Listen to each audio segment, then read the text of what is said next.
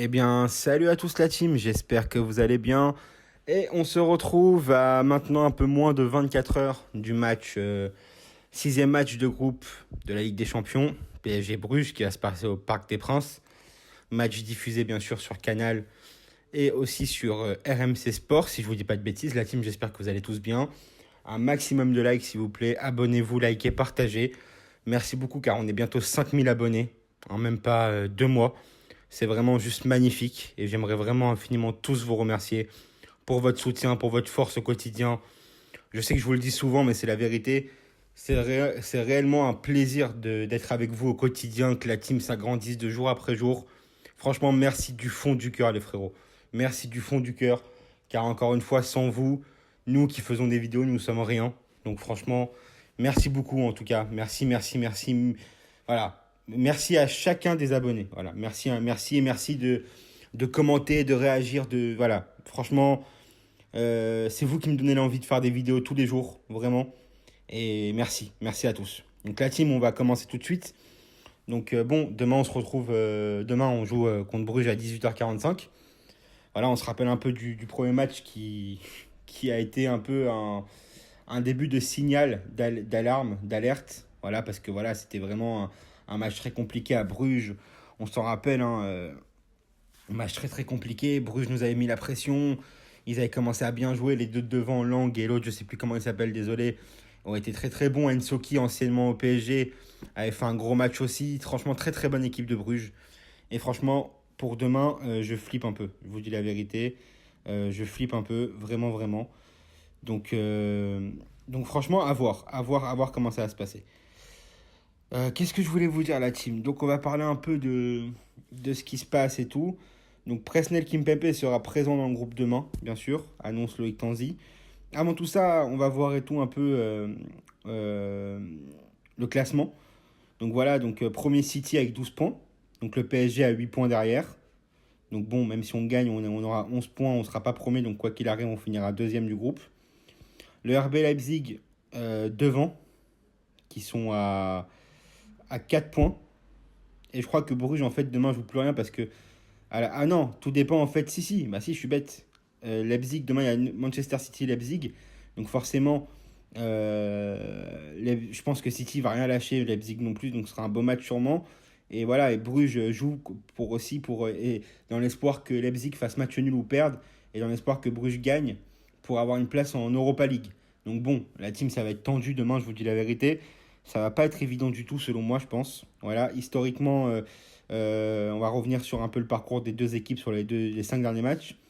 Donc bon, on va commencer par nous, par le PSG. Donc il y a eu une victoire, une défaite, une victoire et deux nuls. Le dernier nul contre Lens, on se souvient. Les victoires nul arrachées dans les dernières secondes. Et bien sûr Bruges. Bruges qui reste sur les 5 derniers matchs sur deux défaites. Une grosse défaite d'ailleurs contre Leipzig lors de leur dernier match de Ligue des Champions. Qui reste sur deux défaites et trois victoires, voilà, qui sont revenus bien et tout. Franchement, avec des buts. Sur les scores, sur les trois victoires, il y a eu 3-2 pour Bruges, 4-3 et 3-2. Donc voilà. Historiquement aussi, il y a eu trois confrontations entre Bruges et le PSG. Donc la première en 2019, où on a gagné 5-0 chez eux. En 2019 aussi, match retour, on a gagné 1-0 chez nous. Et donc là, le dernier match, le 15 septembre dernier, déjà ça passe très très vite. On a fait un partout, on s'en souvient très très bien. Donc voilà la team. Donc comme je vous l'ai dit, Kimpembe sera présent dans le groupe demain, annonce Loïc Tanzi. Donc voilà, aujourd'hui Pochettino était en conférence de presse avec Hakimi. Donc voilà. Donc Hakimi qui dit avec Mbappé, nous sommes de très très bons amis, très bons camarades. C'est une complicité qui s'est faite naturellement. On aime les mêmes choses, on a le même âge. C'est ça qui nous réunit aussi, bien sûr sur le terrain qu'en dehors. Voilà. Donc voilà, donc Hakimi, de toute façon, on le voit qu'il y a vraiment une complicité avec Mbappé. Hein, on voit que les deux sont potes et tout. Donc bon, c'est bien. Maintenant, il faut que ça se traduise aussi sur le terrain. Bon, on voit que sur le terrain, les deux s'entendent très très bien. À chaque fois que Mbappé ou Hakimi marquent, les deux célèbrent ensemble et tout. Ça se voit vraiment qu'ils sont potes et tout. On les voit dans les vidéos du club. Ils sont toujours ensemble, assis à côté dans le car, dans l'avion.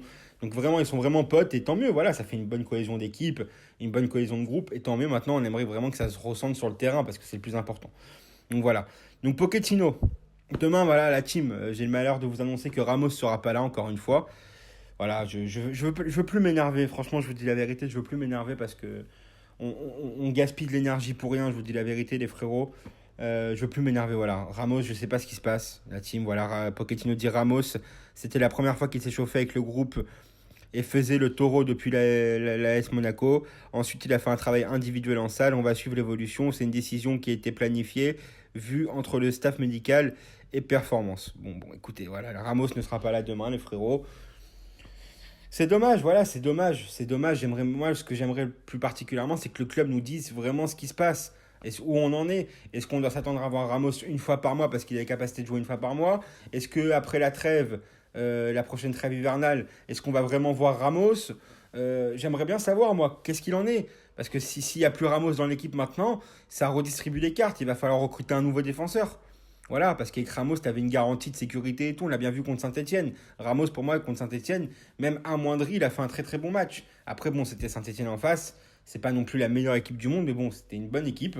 Voilà, même s'il joue les dernières places en Ligue 1 cette saison, ça reste quand même une équipe historique d'un championnat. Mais bon, Ramos avait fait un très gros match contre eux. Donc bon, je sais pas ce qui se passe, je sais pas.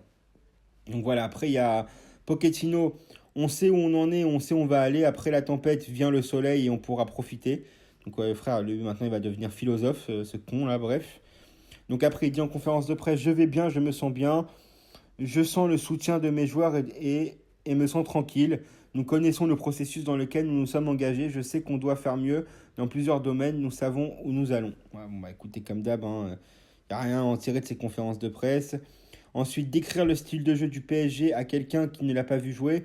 Tout le monde l'a vu jouer. C'est-à-dire, tellement qu'il ne sait même pas comment on joue lui, il répond, bah, tout le monde l'a vu jouer. Il faut être un extraterrestre, sinon, je ne sais pas ce que tu cherches avec cette question. Tout le monde sait comment on joue. Après, on peut avoir une opinion différente. Ah, frère, en plus, il embrouille le journaliste, en plus. N'importe quoi. Donc voilà, team, voilà un peu pour les grosses lignes des conférences. Il n'y a rien à dire spécialement de ces conférences de presse à Pochettino. C'est toujours langue de bois, c'est toujours foutage de gueule, toujours pareil, la team.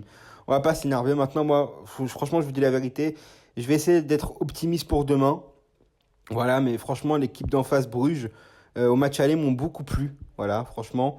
Je pense qu'il faut s'en méfier parce que ça va très très vite. Les deux de devant, ils sont chauds. Voilà, même s'ils sont jeunes et tout, Lang et l'autre, là, le blond, là. Je suis désolé, j'ai pas son nom du tout. Ils sont chauds et tout. Mais voilà, franchement, j'espère vraiment que demain, le PSG va faire un match sérieux, je vous dis la vérité. J'espère vraiment pour eux qu'ils vont faire un match sérieux. Euh, Franchement, j'ai pas d'attente, c'est horrible à dire, mais j'ai plus d'attente de cette équipe-là pour l'instant. J'attends vraiment que les choses changent très très rapidement. On a vu encore qu'aujourd'hui, il y a eu pas mal d'informations, que ce soit sur le mercato prochain, je sais qu'il y en a qui y pensent pas, mais sur Zidane. Donc voilà, la team, il y aura une vidéo qui sortira demain matin. Ne la loupez pas, donc mettez la cloche pour être au courant des prochaines vidéos qui sortent.